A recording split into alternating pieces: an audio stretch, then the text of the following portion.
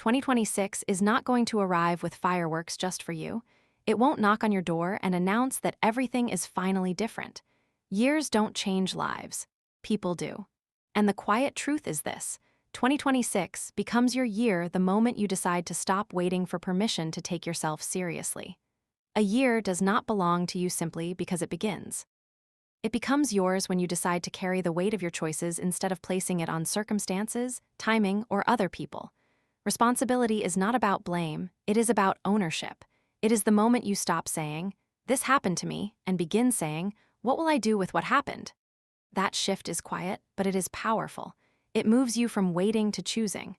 Most people wait for the year to feel different before they act differently. They wait for clarity, motivation, or confidence to arrive first. But responsibility asks something braver. It asks you to act while still unsure. It asks you to commit before the evidence shows up.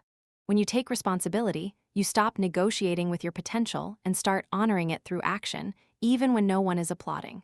Taking responsibility also means releasing the comfort of excuses. Excuses protect us from disappointment, but they also protect us from growth. As long as everything is someone else's fault or something else's timing, nothing truly changes. Ownership is uncomfortable because it removes the hiding places. It forces you to look at the habits you've tolerated, the boundaries you avoided, and the dreams you postponed. But in that discomfort, freedom begins. Responsibility does not mean doing everything alone.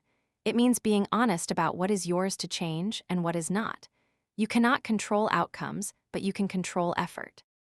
You cannot rewrite the past, but you can choose how much power it has over your present. When you take responsibility, you stop giving your energy to resentment and start investing it in direction. This is how a year slowly becomes yours, through daily, ordinary decisions, through choosing consistency over intensity, through keeping promises to yourself even when breaking them would be easier, through admitting when something isn't working and having the courage to change course without shame. A responsible year is not a perfect year. You will still fail, doubt yourself, and feel tired. But the difference is this: you will no longer be a bystander in your own life. You will be an active participant. And when you reach the end of the year, you won't measure it by what you achieved alone, but by who you became while taking ownership of your path. That is when a year stops being just time and starts being yours. Courage rarely feels the way we expect it to. We imagine it as confidence, certainty, or fearlessness, but most of the time courage shows up quietly, carrying doubt in one hand and hope in the other. It appears in moments when you do not feel ready, when your voice shakes, and when your mind is filled with reasons to wait. Courage is not the absence of fear. It is the decision to move forward while fear is still speaking. Most people believe confidence must come first. They tell themselves they will start when they feel sure, when they feel prepared, when they finally believe in themselves. But confidence is not the starting point, it is the result. It is built through action, not thought. Every time you show up before you feel ready, you gather evidence that you can handle discomfort. That evidence becomes confidence, one small step at a time. Showing up without confidence feels risky because it exposes you. You might fail. You might look inexperienced. You might disappoint someone, including yourself. But avoiding those risks comes with a greater cost: staying stuck in the same place, repeating the same patterns, and quietly wondering what could have been. Courage asks you to choose growth over protection, even when your instincts are begging you to retreat. There is vulnerability in beginning before you feel strong. It means admitting you don't have all the answers. It means allowing yourself to be seen in the middle of learning. Yet this vulnerability is not weakness, it is the birthplace of transformation. When you stop waiting to feel fearless, you realize that fear was never the enemy. Avoidance was. Courage is sending the message before you know the response. It is starting the habit before you feel motivated. It is speaking your truth before you know how it will be received. These moments rarely feel heroic, but they are the ones that change you. Each time you show up, you build trust with yourself. You prove that you do not need perfect conditions to take meaningful action. Confidence eventually arrives, but it comes as a quiet companion, not a loud announcement. It grows from repetition, resilience, and self-respect. And one day you look back and realize that the bravest thing you ever did was not waiting until you felt ready, but showing up when you didn't. Self-betrayal rarely announces itself loudly. It slips in through small, repeated moments where you silence your needs, ignore your limits, and choose acceptance over authenticity. It looks like saying yes when your body is asking for rest, staying quiet when something feels wrong, and convincing yourself that discomfort is just the price of belonging. Over time, these moments stack up, and the cost becomes invisible but heavy. You begin to feel disconnected from yourself, not because you are lost, but because you have been leaving yourself behind. Self-respect begins the moment you stop abandoning your inner voice. It is not arrogance or defiance. It is alignment. It is the decision to treat your time, energy, and values as something worth protecting.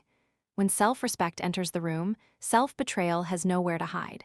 You no longer negotiate your worth based on how useful, agreeable, or productive you are to others. Choosing self-respect is uncomfortable because it disrupts patterns that once kept you safe. People may resist the version of you that no longer overextends, overexplains, or apologizes for having needs. Guilt often shows up, not because you are doing something wrong, but because you are doing something new. Self-respect asks you to sit with that discomfort instead of retreating back into old habits. This shift does not happen all at once. It begins with small, brave decisions. You pause before saying yes. You speak honestly instead of strategically. You rest without justifying it. You walk away from what consistently diminishes you, even when leaving feels lonely. These moments may not look dramatic from the outside, but internally, they are acts of restoration. Self-respect also changes how you speak to yourself. The harsh inner critic loses authority when you stop measuring your worth by perfection or approval. You begin to offer yourself the compassion you so easily give to others. You understand that mistakes are not moral failures, they are part of learning how to live in alignment. When self-betrayal ends, you do not become harder, you become clearer. You know what you will no longer tolerate, not out of anger, but out of care.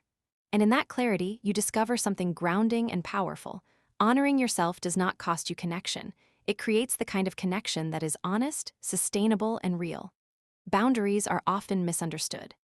Many think of them as walls, barriers, or a way to push people away.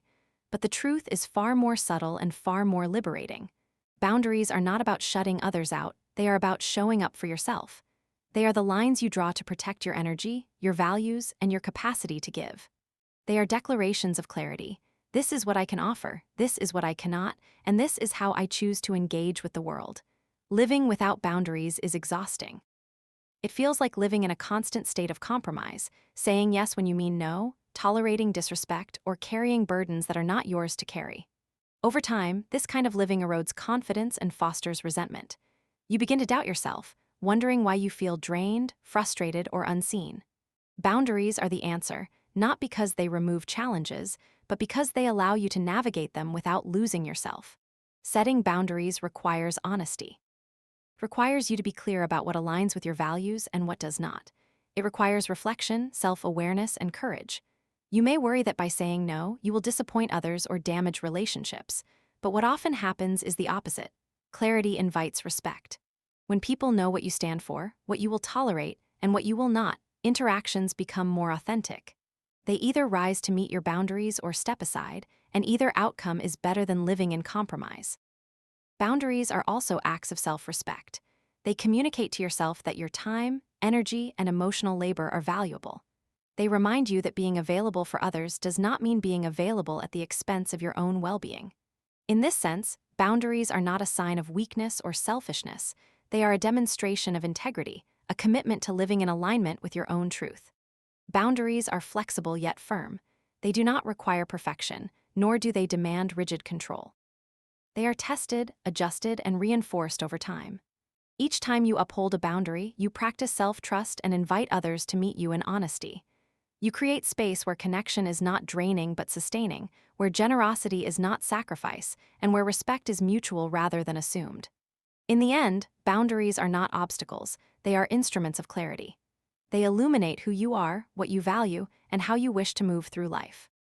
They give you permission to live deliberately, to engage fully, and to protect the parts of yourself that matter most.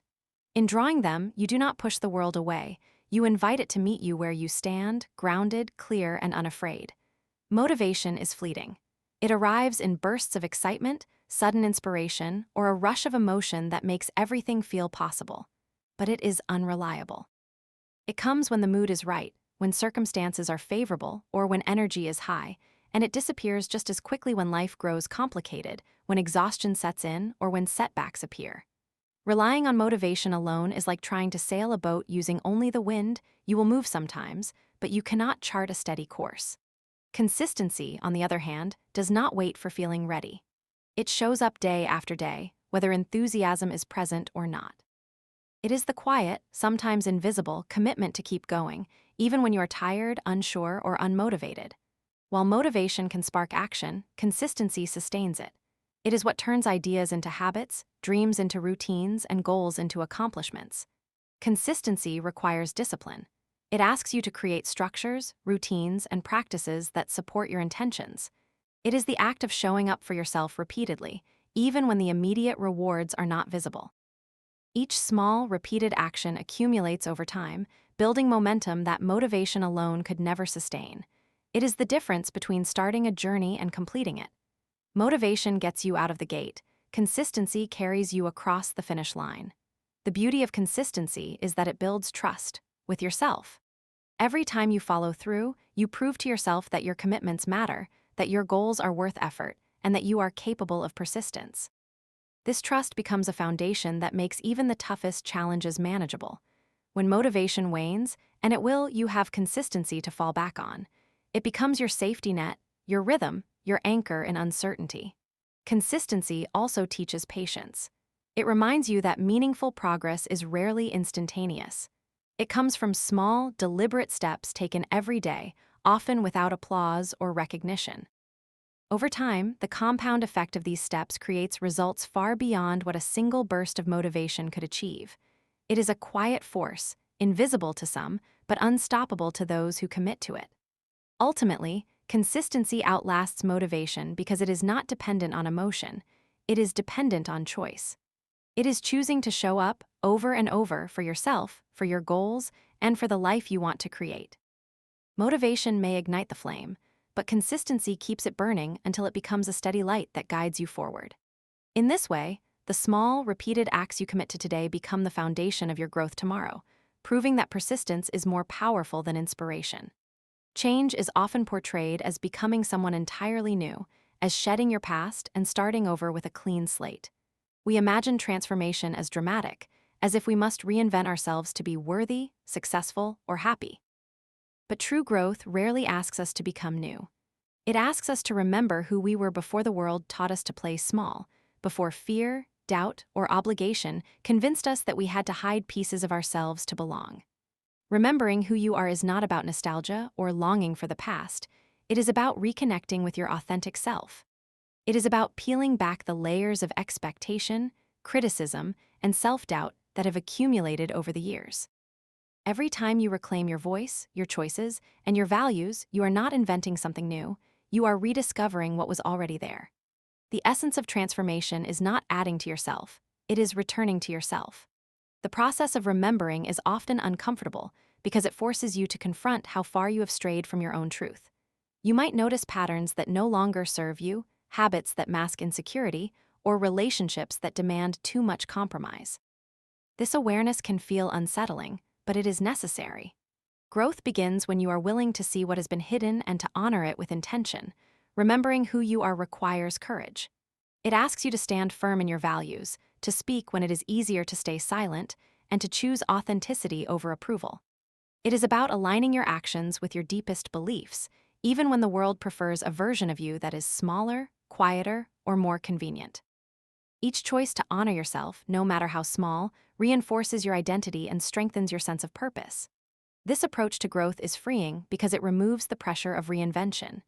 You do not need to chase perfection or fabricate a version of yourself that meets someone else's expectations.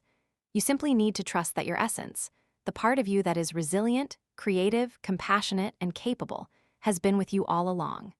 By remembering who you are, you reclaim ownership of your life. You move through the world with clarity, confidence, and integrity, not because you have become someone else, but because you have returned to yourself. The greatest transformation is not in becoming new. It is in recognizing and living fully as the person you were always meant to be.